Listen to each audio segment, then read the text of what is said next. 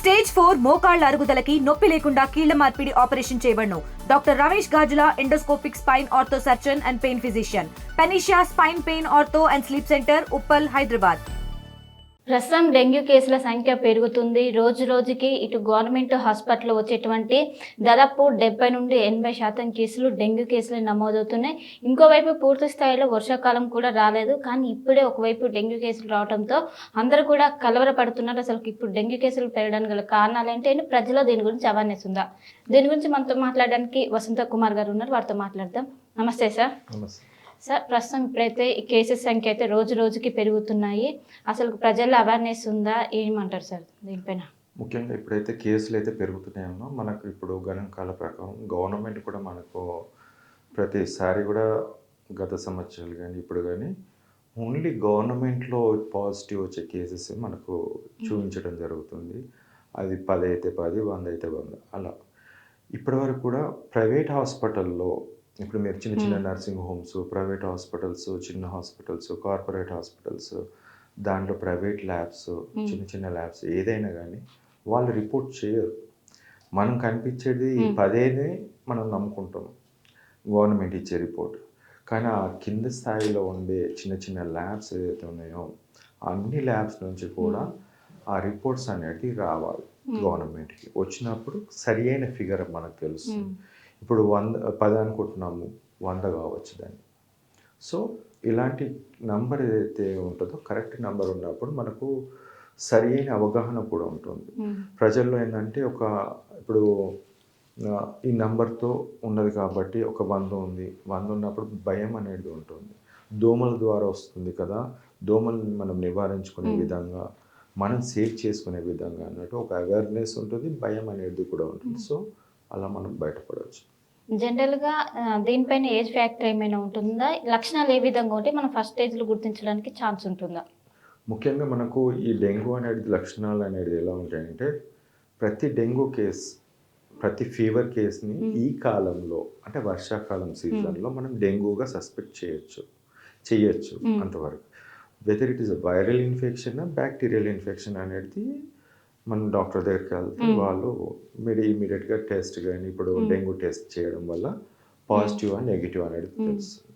లేదు అన్నప్పుడు then bacterial ఇన్ఫెక్షన్గా treat చేసుకోవడానికి ఆస్కారం ఉంటుంది. ముఖ్యంగా దీంట్లో ఏంటంటే హై గ్రేడ్ ఫీవర్ ఉంటుంది. 102, 103 degrees టెంపరేచర్ ఉంటుంది. ఒక 3 to 4 days, 5 days వరకు మినిమం ఉంటుంది. ఇంకొకటి చలి జ్వరం, ఫుల్ చలి రావడం, అలా ఉన్నదంటే సస్పెక్ట్ చేయొచ్చు. థర్డ్ ఏంటంటే వీక్నెస్. అసలు అన్ని జ్వరాలలో ఒక టైప్ ఉంటుంది, ఈ జ్వరంలో ఒక టైప్ ఉంటుంది. ఒక వీక్నెస్ ఒక 4 days, 5 days దాటింది, ప్లేట్లెట్స్ పడిపోయినాయి అన్నప్పుడు అసలు వాళ్ళు నిల్చోలేరు, కూర్చోలేరు. బెడ్ మీద కూడా కూర్చోలేరు, పడుకున్నా తిరుగుతుంది. So highly suspicious of dengue. ఇలా ఉన్నప్పుడు ఏంటంటే ఇంకొకటి జాయింట్ పెయిన్స్, వీక్నెస్, చాలా వీక్నెస్, అసలు బాడీ పెయిన్స్, అట్లా ఒక ఫోన్ పట్టుకోలేరు, వాటర్ బాటిల్ పట్టుకోలేని పరిస్థితిలో ఉంటారు. ఇలాంటి సిమ్టమ్స్ వచ్చినప్పుడు ఫస్ట్గా దీన్ని డెంగ్యూ సస్పెక్ట్ చేసి డెంగ్యూకి టెస్ట్ చేయించుకోవడం ఉత్తమం. సో దీంతో పాటు తలనొప్పి రావడం. తలనొప్పి ఎందుకు వస్తుంది? అందరిలో రావడం అనేది చాలా తక్కువ ఉంటుంది. ఎప్పుడైతే ఈ వైరస్ ఏదైతే బాడీలో కొన్ని కోట్ల వైరస్ ప్రొడ్యూస్ అవుతుంది, అలాంటి వైరస్ ఏదైతే బ్లడ్లో క్లాట్స్ ఫామ్ చేస్తుంది. మీకు చూసిన తర్వాత కోవిడ్లో క్లాట్స్ ఫామ్ చేసింది, దీంట్లో కూడా క్లాట్స్. అన్ని వైరస్ ఇన్ఫెక్షన్లో హార్ట్ మీద ఎఫెక్ట్ తీస్తుంది, మయోకార్డైటిస్ వస్తుంది, అలా చాలా ఉన్నాయి. సో దీంట్లో ఈ ఫస్ట్ నేను చెప్పిన 3-4 ఏదైతే ఉన్నాయో హైలీ సస్పిషియస్. సెకండ్, చిల్స్ అనేది, చలి జ్వరం అనేది రావడం అనేది అంటే మలేరియాలో రావచ్చు, యూరినరీ ట్రాక్ట్ ఇన్ఫెక్షన్, యూరిన్లో మంట వచ్చినప్పుడు అలాంటి దాంట్లో. ముఖ్యంగా దీంట్లో ఈ 4 సిమ్టమ్స్. దాంతోపాటు ఒక్కోసారి పెయిన్ అబ్డామిన్ వస్తుంది, కడుపులో నొప్పి రావడానికి ముఖ్య కారణం ఏంటంటే గాల్ బ్లాడర్ అనేది ఇన్ఫెక్షన్ వస్తుంది, డ్యామేజ్ అవుతుంది. తర్వాత నెక్స్ట్ కమ్స్ ద లివర్లో చాలా డిస్టర్బెన్స్ ఉంటుంది, మొత్తం లివర్ ఎంజైమ్స్ అంతా కూడా డిస్టర్బ్ అయిపోతుంది. సో అన్ని లివర్ సిఆర్పి పెరగడము, ఎస్జిఓటి, ఎస్జిపిటి ఇవన్నీ కూడా ఇప్పుడు పెరగడం జరుగుతుంది. సో ఇదంతా కూడా one of the science symptoms అని చెప్పవచ్చు. ఒక్కోసారి లూజ్ మోషన్ కాకపోవచ్చు.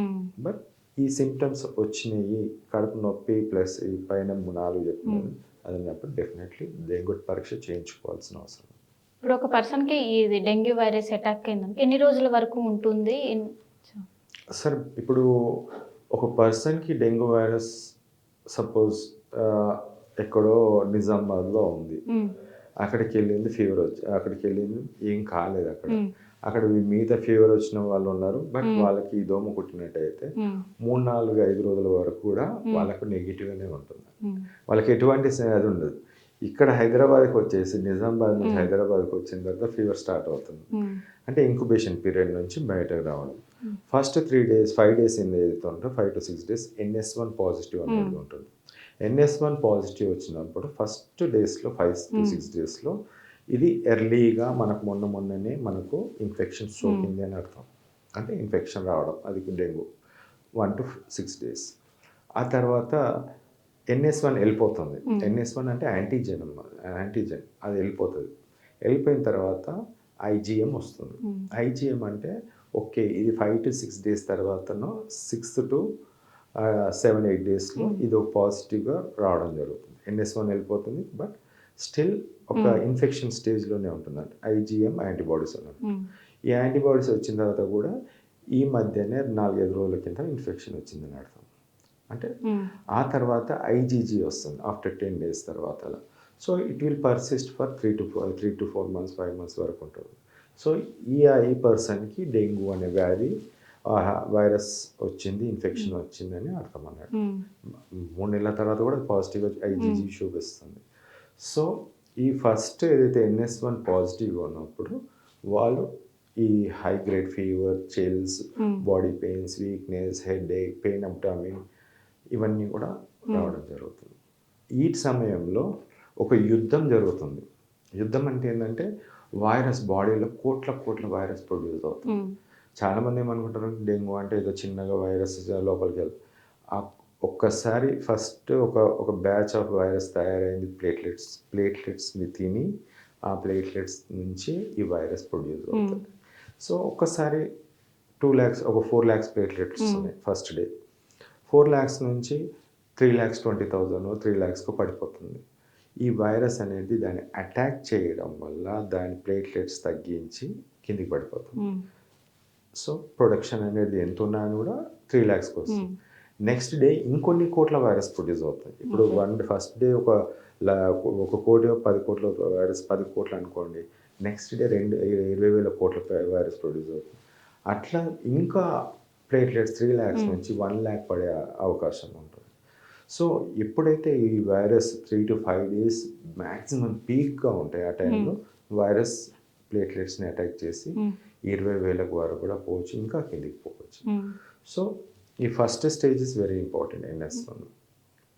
జనరల్గా ఏదైనా సిమ్టమ్స్తోని ఇది డెంగ్యూ సిమ్టమ్స్ డాక్టర్ కన్సల్ట్ అయితే ఖచ్చితంగా వాళ్ళు ప్యాంటాప్రాలజీ అనేది జనరల్గా చాలామంది కూడా రాసి ఉంటారు. అసలు దేనికి ఇది క్యూర్ అవుతుందా? సో సైంటిఫిక్గా చాలామంది చేస్తున్న తప్పు ఏంటంటే ఊతపదంగా రాసేస్తారు. ఇప్పుడు మీరే కానీ ఎవరే కానీ వచ్చిన తర్వాత ఏం రాయాలో అర్థం కాని పొజిషన్ డెంగ్యూలో. సో ఏదో ఒకటి రాయాలి కదా, ప్యాంటాప్రజోల్, కడుపులో మంట, నొప్పి, లేకుంటే వామిటింగ్ ఉందంటే ఒక ఆండెన్సెట్రాన్ ఇలాంటివి పెడుతుంటారు. వామిటింగ్స్ ఉందంటే డెఫినెట్లీ అట్కి, బట్ ఈ ప్యాంటాప్రజోల్ అనేది అవసరం ఉండదు. ఎందుకంటే వైరస్ పెరుగుదలని, అసిడిటీ అనేది పదం ఏదైతే ఉందో పెరుగుదలని ఆపుతుంది. అసిడిటీ బాడీలో ఉన్న మన కడుపులో ఉన్న అసిడిటీ ఏదైతే ఉంటుందో వైరస్ని ఆపుతుంది. సైంటిఫిక్ రీజన్ చాలా పెద్దది అది. బట్ దాన్ని మనము అసిడిటీని తగ్గించినప్పుడు వైరస్ని పెంచడమే ఇది. ఒక విధంగా వైరస్ని పెంచడమే దోహదపడడం అన్నట్టు. ఇప్పుడు 10 కోట్ల దాన్ని 20 కోట్ల 30 కోట్ల ఈజీగా పెరగడానికి కారణం ఈ ప్యాంటాప్రజోల్. అంటే ప్రతి చిన్నదానికి ఈ మధ్య యాంటీబయాటిక్స్ అనేది ఎక్కువగా రాస్తున్నారు, దాని సైడ్ ఎఫెక్ట్స్ కూడా ఉంటాయి. అయినప్పటికీ ఇప్పుడు డెంగ్యూ కూడా చాలా మంది డాక్టర్స్ కూడా యాంటీబయాటిక్స్ రాస్తున్నారు. అసలు అది వాడొచ్చా, ఏమంటారు? యాంటీబయాటిక్స్ రోలే లేదమ్మా. యాంటీబయాటిక్స్కి రోల్ అనేది లేదు. ప్రతి ఒక్కరు కూడా ఊతపదంగా ఇది ప్యాంటాప్రజోల్ యాంటీబయాటిక్ డైరెక్ట్ పెట్టేస్తారు యాంటీబయాటిక్, ఏదో హయ్యర్ యాంటీబయాటిక్, ఐవి ఇప్పుడు సింపుల్గా పోయేదాన్ని మీరు హాస్పిటల్కి వెళ్ళినప్పుడు మీకు ఏదో ఒకటి పెట్టాలి. ఐవి ఫ్లూయిడ్ పెట్టేసి సింపుల్గా రూమ్లో పెడితే మీకు నచ్చదు, వాళ్ళకు కూడా నచ్చదు. ఫస్ట్ మీకే నచ్చదు, ప్రజలకు నచ్చదు. ఎందుకంటే ఇంత ఇంత పెద్ద హాస్పిటల్కి వచ్చిన ఏం చేస్తలేరని ఒక ఆలోచన మీకు కూడా ఉంటుంది. ఏం చేస్తారంటే యాంటీబయాటిక్స్ రోల్ లేదు, జీరో. WHO కూడా చెప్పింది, చాలామంది కూడా చెప్పారు. వైరస్ని చంపుతుంది అంటే చంపదు. దీంట్లో డీమెరిట్స్ ఉన్నాయి, అంటే తప్పు చేస్తున్నాం అనేది. తప్పు ఏ విధంగా అంటే ఒక యాంటీబయాటిక్, హయ్యర్ యాంటీబయాటిక్ కానీ ఐవి యాంటీబయాటిక్స్ పెట్టినప్పుడు ఈ నరమంతా కూడా వీన్ అంటాం, వీన్ మొత్తం కూడా డ్యామేజ్ అవుతుంది, థ్రాంబోసిస్ అవుతుంది. థ్రాంబోసిస్ అంటే లోపల గడ్డ కట్టడం. ప్లేట్లెట్స్ అనేది బాడీలో ఆల్రెడీ ప్లేట్లెట్స్ వైరస్ చంపుతుంది. ఇంకొన్ని వైరస్ ఏదైతే ఉందో ఆ వైరస్ అనేది ఇప్పుడు ప్లేట్లెట్స్ అనేది ఆ ప్లేట్లెట్స్ అనేది మన కన్సంప్షన్ ఇక్కడంతా యూజ్ అవుతుంది, ఇంకా తగ్గిపోతుంది. సో యాంటీబయాటిక్స్ రోల్ లేదు. ఐవి ఇప్పుడు నోటి ద్వారా తీసుకున్నా వేస్ట్. ఐవి యాంటీబయాటిక్స్ ఇంకా డేంజరస్, ఇంకా డేంజరస్. ఎప్పుడు అవసరం ఉంది అంటే ఇప్పుడు వీక్నెస్, ఇప్పుడు ఒక 3-4 రోజులు వీక్గా ఉన్నాడు, ఆ తర్వాత ఆపర్చునిటీ ఇన్ఫెక్షన్ అంటారు. అన్ని వైరల్ ఇన్ఫెక్షన్స్ ఆపర్చునిటీ ఇన్ఫెక్షన్ అనేది ఒక్కొక్కసారి వస్తుంది. అలాంటప్పుడు వేరే బ్యాక్టీరియా అనేది అటాక్ అవ్వడము, సో ఆ పర్సన్ వీక్ అయినప్పుడు అలాంటి సమయంలో డెఫినెట్లీ యాంటీబయాటిక్స్ రోల్ అనేది ఉంటుంది. ఐవి సెరం పారాసెటమాల్ కూడా రాస్తుంటారు, అసలు అవి వాడొచ్చా? వాటి రాయడానికి గల కారణాలు ఏంటి సజెస్ట్ చేయడానికి? ఇప్పుడు 4-5 రోజులు ఫీవర్ ఉంటుంది, పారాసెటమాల్ ట్యాబ్లెట్ వేసుకున్నా ఐవి పారాసెటమాల్ ఇచ్చినా రెండు ఒకటే. ఇంకా సీన్ ఇస్ డిఫరెంట్. మీరు ఇప్పుడు మీకు 1,00,000 బిల్లు కట్టాలనుకోండి, ఐవి పారాసెటమాల్ పెడితేనే కొద్దిగా మంచిగా ఉంటుంది. ఇప్పుడు సినిమాటిక్ ఎఫెక్ట్ అన్నట్టు అది. ఎందుకంటే ఇప్పుడు ఐవి పారాసెటమాల్ ఏ సమయంలో అవసరం ఉంటుందంటే ఫీవర్ ఉన్నంత వరకే అవసరం. అడ్డగోలుగా ఫీవర్ లేకుండా పెట్టే వాళ్ళు కూడా ఉన్నారు. ఇప్పుడు ఇక్కడ దీంట్లో ఏమేమి పెట్టాలి? ఇప్పుడు ప్యాంటప్రోజోల్ వద్దన్నాను, యాంటీబయాటిక్స్ వద్దన్నాను, ఐవి పారాసెటమాల్ అంటే బేసికల్లీ జ్వరం ఉన్నప్పుడు పెడితే సంతోషం. అంతకన్నా మించి ఇంకా పెడితే ఈ ఐవి పారాసెటమాల్ అనేది మెటబాలిజం అంతా కూడా లివరే. ఒక దిక్కు లివర్ 70% నేను చాతనైతే లేదు, నా వల్ల కాదు అని చెప్పేసి వైరల్ హెపటైటిస్ అంటాము, ఆ విధంగా ఆ స్టేజ్లో ఉంటుంది. ఆ స్టేజ్లోకి తీసుకెళ్ళి అదే ఐవి పారాసెటమాల్ హయ్యర్ డోస్ని తీసుకెళ్ళి మళ్ళీ లివర్కి చెప్పి బాబు దీని బై ప్రోడక్ట్స్ని అంత పంపించండి, పంపించలేరు, ఇంకా డ్యామేజ్ అవుతుంది. సో ఎంజైమ్స్ ఏదైతే పారాసెటమాల్ డిస్ట్రాయ్ వర్క్ చేయనీకి, దాని ప్రోడక్ట్స్ ఏదైతే డిస్ట్రాయ్ చేయనీకి మళ్ళీ లివరే ఫంక్షన్ చేయాలి. అగైన్ ఆ భారం అంతా కూడా లివర్ మీద పడుతుంది. So there is no use, because there is treatment for this one. అందుకోసం నేను ఏమంటున్నా అంటే ట్రీట్మెంట్ ఉంది, దాన్ని బట్టి అకార్డింగ్ టు దట్ వన్ మనం చేస్తుంటాం. అంటే ఇప్పుడు డెంగ్యూ ట్రీట్మెంట్కి కామన్గా ఇచ్చేటువంటి థింగ్స్ అని కూడా మీరు ఒబే చేయటం లేదు ఎందుకంటారు? ఇది ఇంకా పెరగడానికి గల కారణాలు అవుతుంది ఏం చెప్తారు? ఇప్పుడు డాక్టర్స్ నార్మల్గా ఇచ్చేటువంటి ఇంకోవైపు పాపాయ కూడా సజెస్ట్ చేస్తుంటారు, పాపాయ లీవ్స్ ఇవన్నీ కూడా. దుర్మార్గులమ్మ, వాడు ఎవడు చేసిందో చెప్పండి. ఇప్పుడు పప్పాయ లీవ్ జ్యూస్ అంటున్నారు, అంటే చెట్లు నేను అప్పుడప్పుడు చూస్తుంటే చెట్లు అన్ని ఆకులన్నీ తెంపేసుకొని పోతుంటాడు మా ఇంటి దగ్గర అక్కడిక్కడ. కివి ఫ్రూట్స్ కూడా ఆ రసము సింపుల్. పప్పాయ లీవ్ జ్యూస్ తోట స్టార్ట్ చేస్తాం. పప్పాయ లీవ్ జ్యూస్కి చెట్ట చేదు ఉంటుంది. మనం మన వేప ఆకు ఎలా అయితే చేదు ఉంటుందో అది. ఇప్పుడు మనిషి మంచిగా తింటున్నాడు, తనంతలో తాను ఏదో ఒక విధంగా తింటున్నాడు, నడుస్తుంది, ప్లేట్లెట్స్ కొద్దిగా పడవచ్చు వైరస్. బట్ ఈ లీవ్ జ్యూస్ ఏం చేస్తాడంటే దుర్మార్గులు ఇంటి పక్కడో వాడో వీడో ఎవడో కానీ తెలిసి తెలియక ఒక కషాయం దాంట్లో పోసేసి ఒక గ్లాస్ తాగిపిస్తారన్న. తాగిపించేసి వామిటింగ్స్ అయిపోతాయి, తాగిందంతా పోతుంది, వాటర్ తాగిందంతా పోతుంది, డీహైడ్రేషన్ అయిపోతారు. సో ప్లేట్లెట్స్ అనేది పడడం జరుగుతుంది, అగైన్ పడడం జరుగుతుంది. ఎందుకంటే ఫుడ్ తీసుకున్న దాంతో కనీసం అన్న ఒక ప్రొడక్షన్ అనేది ఉంటుంది, బట్ ఆపేస్తుంది. కడుపులో మంట, వామిటింగ్ సెన్సేషన్, తినబుద్ధి కాకపోవడం. మళ్ళీ వీళ్ళంటారు తినరా ఏమైందిరా నీకు ఏం రోగం పుట్టిందా, తిని కొంచెమనే తిని అంటారు. ఆల్రెడీ ఒక కషాయం పోసి తిననీయకుండా చేసి నెక్స్ట్ దారి తీసేసి హాస్పిటల్ అడ్మిట్ అయ్యేసి, హాస్పిటల్కి అడ్మిట్ అయిన తర్వాత ఆటోమేటిక్గా వాళ్ళు ఇవి యాంటీబయాటిక్స్ ఇవన్నీ పెట్టడం జరుగుతుంది. సో అక్కడ మళ్ళీ అగైన్ ఒక చిన్న మళ్ళీ ప్రాబ్లమే. ఇక్కడ చూడండి, మీరు మనం చేసిన తప్పుని మనం ఇంకొకరికి మళ్ళీ ఒక దారి తీసే విధంగా మనం ఇస్తున్నాం. అదే తిని ఉంటే ప్లేట్లెట్స్ పడవు, పడ్డా అని కూడా బతికి బయటపడే ఆలోచనలో ఉంటుంది. We are self destroyers. మనం ఎవడో ఏదో చెప్పిండని చెప్పేసి అది చేస్తారు. సరే, మీ వాళ్ళు చెప్పింది papaya leaf juice, papaya fruit, kiwi ఫ్రూట్తో బాగా అద్భుతంగా అన్ని డెంగ్యూ కేసులో పనిచేసినాయంటే, మరి ఈరోజు అందరు పప్పాయ తినే మంచిగా ఉంటారు కదా, వీళ్ళు చచ్చిపోయారు వాళ్ళు చచ్చిపోయారు అనే పదం ఎందుకు వస్తుంది? ఈరోజు నిన్న ఒక కేసు నేను చూసాను. చిన్న పాప ఒక 11 years పప్పాయ లీఫ్ జ్యూస్ తాగిపిచ్చి వామిటింగ్, తాగను మమ్మీ తాగిపిచ్చి లాస్ట్కి ఒక కార్పొరేట్ హాస్పిటల్లో 29,000 టైంలో అడ్మిట్ చేశారు. చూడంత దుర్మార్గం అది. సో ఇలాంటివన్నీ కూడా క్రైమ్, అంటే నిరూపించండి. ఇవన్నీ కూడా మనము ఒక బ్యాడ్ మెసేజ్ని ఫాస్ట్గా పోతుంది పబ్లిక్లో, ఒక మంచి మెసేజ్ ఎప్పుడు పోదు. ఆ విధంగా ఈరోజు జరుగుతుంది. ఇప్పుడు అన్నీ కూడా ట్రీట్మెంట్ నేను కాదంటున్నాను. WHO ప్రోటోకాలే తప్పు అంటున్నాను, ICMR ప్రోటోకాలే తప్పు అంటున్నాను. నేను ఇప్పుడు కాదు, నేను డెంగ్యూకి చెప్పినాను, కోవిడ్కి చెప్పాను, చికెన్ కూడా చెప్పాను. ఇప్పుడు ఇంకో వైరల్ ఫీవర్ ఏ ఇన్ఫెక్షన్ వచ్చినా నేను ready. I'm ready to with all some protocols, some medicines, some drugs. I'm ready with that one. అంత కాన్ఫిడెన్స్ రాదు. మీతో వాళ్ళకి ఎంత కాన్ఫిడెన్స్ ఉంటుందో నా కాన్ఫిడెన్స్ అది. నువ్వు ఎక్కడ అమెరికాలో ఉన్నావు అనుకో నేను ట్రీట్మెంట్ చేస్తాను. That is the confidence without saying. మందులు పనిచేసేటివి ఉన్నాయి, అద్భుతమైన మందులు ఉన్నాయి. అది అలోపతిక్ మందులే, దాంతోపాటు డైరెక్ట్. ఇప్పుడు డెంగ్యూ కేసులలో ప్రధానంగా వినేది మనం ప్లేట్లెట్స్ పడిపోతున్నాయి, ఒక రోజులోనే 1000 సంఖ్యలో పడిపోవడం వల్ల ఆ మనిషికి సీరియస్గా అయింది. అసలు ప్లేట్లెట్స్ పడిపోతాయా ఏంటి, అక్కడ ఏం జరుగుతుంది? ఇప్పుడు మీరు ప్రతి డాక్టర్ని అడగండి. ఇప్పుడు నేను ఇంటర్వ్యూ తర్వాత మీరు 100 డాక్టర్లు అడగండి, 1000 డాక్టర్లు అడగండి. డెంగ్యూలో ఏంటంటే ప్లేట్లెట్స్ పడతాయి. ఇక్కడ వైరస్ పెరుగుతున్న కొద్దీ ఆ వైరస్ అనేది ప్లేట్లెట్స్ మీద అటాక్ చేస్తున్న కొద్దీ పడుతూ ఉంటాయి. ఆఫ్టర్ 5 to 6 days 7 days తర్వాత వైరస్ అనేది తనంతా చచ్చిపోతుంటుంది, వీక్ అయిపోయి అయిపోతుంది. సో అప్పుడు మళ్ళీ పెరగడం స్టార్ట్ అవుతుంది. That is the natural trend of అది. బట్ కొంతమంది ఇంకా పడిపోతూ బ్లీడింగ్ టెండెన్సీస్, హిమరేజిక్ ఫీవర్ అంటాం, బ్లీడింగ్ అవ్వడం, ఇవన్నీ కూడా ఉంటాయి. సో అలాంటి దాంట్లో ప్లేట్లెట్స్ పూర్తిగా పడడం, అంటే 20,000 కన్నా బిలో పడిపోవడం, అలాంటివి చూస్తుంటారు. ఇవన్నీ కేసెస్ ప్రతి ఒక్కరు పడతాయి. ఒక ఊత పదాన్ని పబ్లిక్లో మొత్తం ఇట్లా ఫిల్ చేశారు. మొత్తం ఇదే లోకం, ఇది ఇంకో వేరే లోకం లేదు మనకు, ఇంకా నమ్మద్దు వేరే వాళ్ళని అనే పదాన్ని తీసుకొస్తున్నాను. నేను ప్రతి కేసు ఇప్పటివరకు నేను ఫేస్బుక్లో ఒక ఆల్మోస్ట్ 65-70 కేసెస్ పెట్టిన.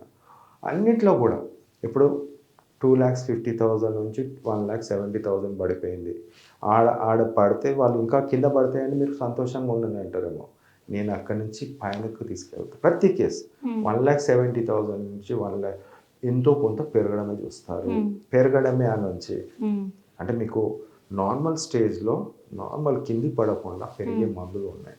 పెరిగే మందులు అంటే ఏదో ప్లేట్లెట్స్ పెరిగే మందులు కాదు. ఇక్కడ వైరస్ని చంపినప్పుడు ఆటోమేటిక్గా వైరస్ మొత్తం ఒక రోజులో పోతుంది. ప్లేట్లెట్స్ పెరగడం స్టార్ట్ అవుతుంది, ప్రొడక్షన్ ఉంటుంది బాడీలో, ప్లేట్లెట్స్ పెరగడం స్టార్ట్ అవుతుంది.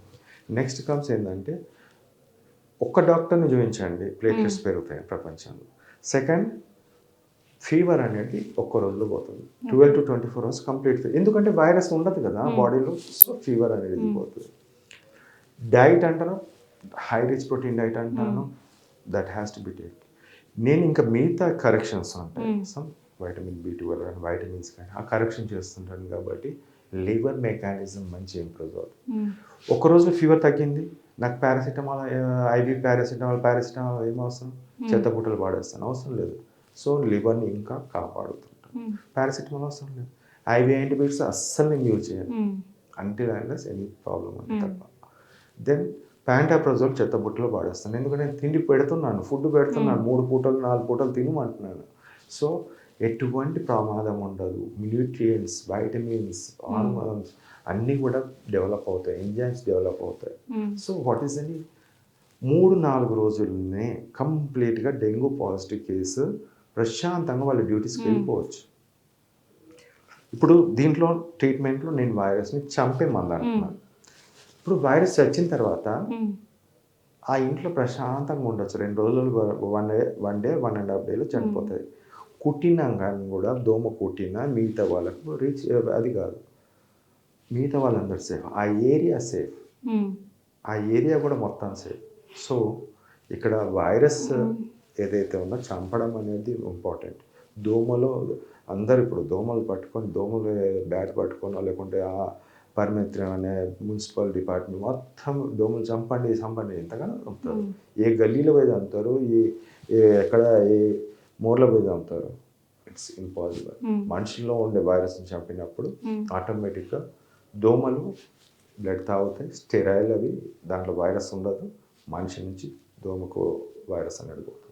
గతంలో మీరు చాలా డేంజరస్ ఉన్నటువంటి కోవిడ్ సంబంధించిన దానికి కూడా 4 రోజుల్లో నయం చేస్తుంటే మీరు ఒక వ్యాక్సిన్ కనుగొన్నారు. దానికి కూడా మంచి మెడిసిన్ మంచి స్పందన వచ్చింది. ఇప్పుడు డెంగ్యూకి సంబంధించి ట్రీట్మెంట్ మీ దగ్గర ఎలాంటిది ఉంటుంది, దానికి సంబంధించి ఏ విధంగా ఉంది? అదేనమ్మా, సింపుల్గా very simplest medicines, available medicines, allopathic medicines, కేవలం 1 రోజుల్లోనే 12 to 24 అవర్స్లో ప్లేట్లెట్స్ పెరుగుతాయి.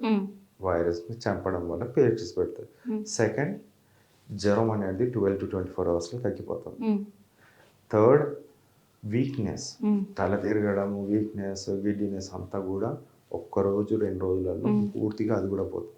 అంటే ఓవరాల్గా మనిషి ఎలా అయితే ఫస్ట్ ఇంతకుముందు నార్మల్గా ఉన్నాడో 3 to 4 డేస్లో యాక్టివ్గా తన డ్యూటీ తను చేసుకొని ఉంటారు. పిల్లలు కూడా స్కూల్కి వెళ్ళనికుంటారు. So this is the best. ప్రపంచంలోనే ఇది అద్భుతం. ఇది మీరు కొట్టి చూడండి. మీరు కోవిడ్కి 4 రోజులు ఎవడో చెప్పాడు. నేను 20 కేసులు జస్ట్ పెట్టాను అంతే. చెప్పాను కూడా, మేము మన స్టూడియోలో ఆ టీవీలో కూడా చెప్పాను. అలాంటిది కోవిడ్లో కూడా, డెంగ్యూలో కూడా ప్లేట్లెట్స్ ఇమ్మీడియట్గా పెరుగుతాయి అనేది ఇప్పటి కూడా మా డాక్టర్స్ నమ్మరు. ఎందుకంటే ఒక అలవాటు అయిపోయింది. ఈరోజు నా ట్రీట్మెంట్ ప్రోటోకాల్ వస్తే డెంగ్యూ పుస్తకాన్ని చేంజ్ చేస్తాం. డెంగ్యూ మీద ఒక బుక్కే ఉంటుంది, దాంట్లో మొత్తం కూడా చేంజ్ చేయొచ్చు. చేంజ్ అవుతుంది కూడా, పక్కా అవుతుంది, రావాల్సింది కూడా. ఇప్పుడు డెంగ్యూకి ప్రధాన కారణం దోమలు. కానీ ఇప్పుడు దోమల కోసం ప్రత్యేకంగా నివారణ కోసం స్ప్రే కొడుతున్నారు. వీటి వల్ల ఏమైనా కేసెస్ తగ్గుతున్నాయా, ఏమైనా యూజ్ ఉన్నదా? ఇప్పుడు దోమ విలన లేకుంటే మనిషి విలన దీంట్లో అంటే మనిషే విలన్. మనిషిలో కోట్ల వైరస్ ఉంటాయి, కొన్ని వందల కోట్ల వైరస్ ఉంటాయి, మనం లెక్క పెట్టలేం, బట్ ప్రొడ్యూస్ అవుతూనే ఉంటాయి. సో దోమ అనేది దాని పాపం దానికి ఏం తెలియదు, వైరస్ ఉండదు, ఏముండదు, పుడుతూ ఉంటాయి. చిన్నగా లార్వా స్టేజ్ నుంచి పుడుతుంటాయి, వస్తుంటే దోమలా మారి దానికి ఆకలి వచ్చేసి ఒక మనిషిని, పాజిటివ్ మనిషిని తాగుతుంటుంది, నెగిటివ్ మనిషిని, ఇద్దరిని తాగినా పాజిటివ్ మనిషిని తాగినప్పుడు పాజిటివ్ వైరస్ ఏదైతే 100ల సంఖ్యలో దాంట్లోకి వెళ్తుంది. సో ఆ దోమ ఒక 3 సార్లు 4 సార్లు ఫీడ్ చేస్తుంది, తింటుంది దాని లైఫ్ టైంలో, తాగుతుంది. సో ఇంకొకరికి ఆ దోమ మళ్ళీ కుట్టినట్టయితే ఆ దోమ వైరస్ అనేది ఇంకొకరికి వెళ్తుంది. అది 3-4 కొడితే 3-4కి సోకుతుంది. ఇక్కడ దోమ అనేది వెక్టార్, అంతే. వెక్టార్ అంటే ఓ 100 వైరస్ని తీసుకుపోయి ఇంకొకళ్ళ దాంట్లోకి ఇవ్వడం. దోమని చంపితే మంచిదే, కానీ మనిషిలో ఉండే వైరస్ని చంపే మందులు ఉండగా, ఇప్పుడు మనిషిలో ఉండే వైరస్ని, కోట్ల వైరస్ని చంపేస్తాం. ప్రాబ్లం ఏముంది? దోమ వచ్చి మీ బ్లడ్ తాగినా వైరస్ అనేది స్ప్రెడ్ కాకుండా.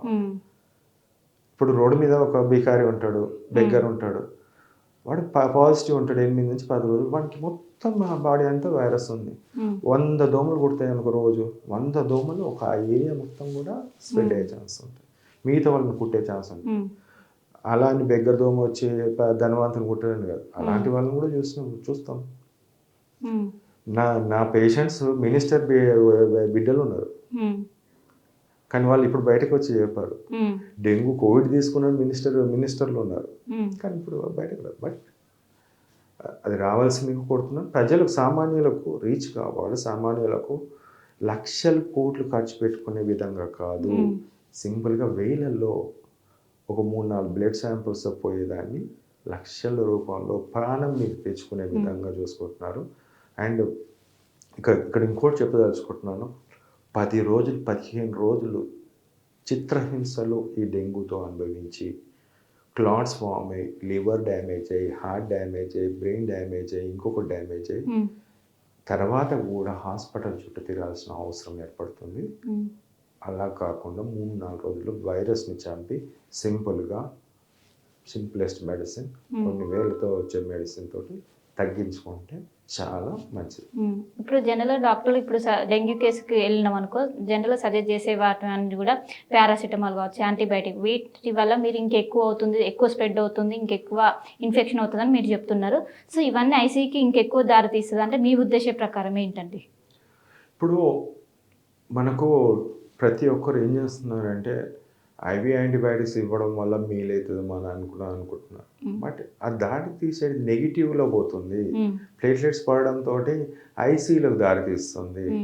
ఐసీలోకి వెళ్ళిన తర్వాత ప్లేట్లెట్స్ ఎక్కించడము లేకుంటే వెంటిలేటర్ మీద పెట్టడం ఇవన్నీ జరుగుతుంది. ఇవన్నీ ఇప్పుడు ఒక దోమ ప్లేట్లెట్స్ తగ్గిస్తుంది, యాంటీబయాటిక్స్ ప్లేట్లెట్స్ తగ్గిస్తుంది, స్టీరాయిడ్స్ ప్లేట్లెట్స్ని తగ్గిస్తుంది, ఇంకొకటి పపాయ లీఫ్ జ్యూస్, పపాయ క్యారిపిలో అవన్నీ కూడా ప్లేట్లెట్స్ తగ్గిస్తుంది. ప్లేట్లెట్స్ తగ్గించుడు కిందికి పడిపోవడం ఇంకా ప్లేట్లెట్స్.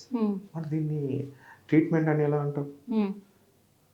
దాన్ని సిమ్టమేటిక్ ట్రీట్మెంట్ అంటారు. Treatment are symptomatic treatment or any treatment హాని చెయ్యొద్దు అంటున్నాను నేను.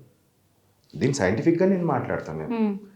సైంటిఫిక్గానే నేను సమాధానం చెప్తాను. సైంటిఫిక్ తోటే మాట్లాడతాను. 100 మంది ఉన్న డిబేట్లో నేను I will ask the same question.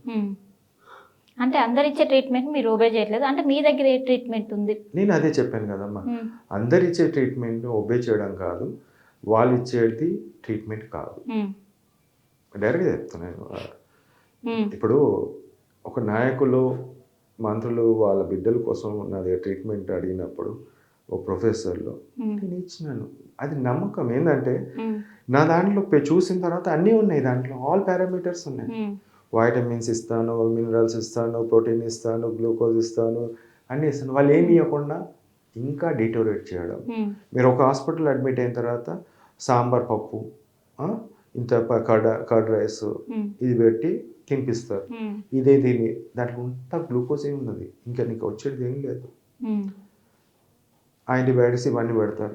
ఎక్కడ నీకు ఒక ప్రోటీన్ అనేది ఎక్కడ ఉంది? అది ఇవ్వకుండా సాధ్యం కాదు. సో నా దాంట్లో సాధ్యమయ్యేది నేను చూపిస్తున్నాను. Results matter. ఇప్పుడు నేను ఎటువంటి హానికరమైన మెడిసిన్స్ యూజ్ చేయట్లేదు. స్వచ్ఛమైనది అందుబాటులో ఉన్న మంచిగా యూజ్ చేస్తున్నాను.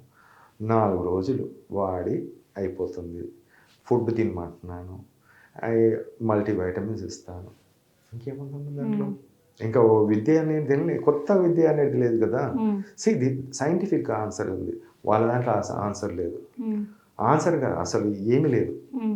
ఒక్క ఓఆర్ఎస్, డిహైడ్రేషన్. ఇప్పుడు మీకు జ్వరం వచ్చినప్పుడు 4-5 లీటర్ నీళ్ళు తాగమంటారు, ఇంకో ఎక్స్ట్రా లీటర్, అది కామన్. అది ప్రతి ఒక్కరు ఏమంటారంటే డిహైడ్రేషన్, నీళ్ళు తాగు, ఓఆర్ఎస్ తాగు. అదేమన్నా ట్రీట్మెంటా? WHO అదే అంటుంది. నా బిడ్డకు వచ్చిన ఇంకొకరి బిడ్డకు వచ్చిన సేమ్ ట్రీట్మెంట్. నా బిడ్డ కూడా డెంగ్యూ వచ్చింది లాస్ట్ ఇయర్. నేను కూడా వన్ ఆఫ్ ద సఫరర్. కానీ మెడిసిన్ ఎవరు ఏం చెప్పినా నా మెడిసిన్ నేను పెడతాను, వస్తుంది. అలాంటి చాలామంది నా దగ్గర ట్రీట్మెంట్ తీసుకున్న వాళ్ళు ఉన్నారు. రిపోర్ట్స్ సహా నేను ICMR ఢిల్లీలో పెట్టేసి వచ్చిన, ఈవెన్ నేను హెల్త్ మినిస్టర్ కూడా పెట్టేసి వచ్చిన. ఎన్ని పేజెస్ అని కూడా 800 పేజీలు అన్ని రిపోర్ట్స్ అని టెస్టిమోనియల్స్ అని పెట్టేసి వచ్చిన. సో నేను కోరుకుంటున్నది ఏంటంటే ప్రభుత్వం ఇలాంటి దాన్ని తీసుకురావాల్సిన అవసరం ఉంది. ఈ ప్రజలు, సామాన్య ప్రజలు ఎవరైతే ఉన్నారో వాళ్ళకు ఈ మరణం లేకుండా, హాస్పిటల్ లేకుండా, లేకపోతే ఇంట్లో ప్రశాంతంగా ట్రీట్మెంట్ తీసుకుంటూ ఈ డెంగ్యూ బారి నుంచి తప్పించుకోవచ్చు. Final what type of diet follow అవ్వాలి, ఏం సజెస్ట్ చేస్తారు sir? High rich protein diet. నేను ప్రతిసారి అదే చెప్తాను. ఇప్పుడు చాలామంది డాక్టర్స్ నా ప్రోటీన్ డైట్ అనేది వాళ్ళు స్టార్ట్ చేయడం జరిగింది, సంతోషం. అండ్ ఈవెన్ పెద్ద హాస్పిటల్లో కూడా కింద పెట్టడం జరిగింది. అంతకన్నా ముందు వాళ్ళు డెంగ్యూలో మిగతా దాంట్లో ఎలా అయితే పెట్టారో వాళ్ళు పెట్టలేదు. బట్ ఇప్పుడు స్పెసిఫిక్గా హై రిచ్ ప్రోటీన్ డైట్ అనేది పెట్టారు. దట్ ఈస్ ఒక విజయం అని చెప్తాను. ఇంతవరకు మీరు చూడండి, అది తినండి అని చెప్తున్నారు. That's good thing.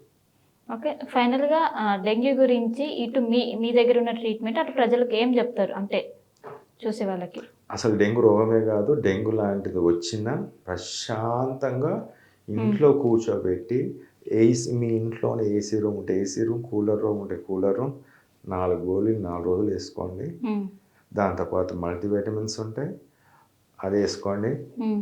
3 పూటలు చికెను, మటను, ఫిష్, ఎగ్ 3 పూటలు తినండి.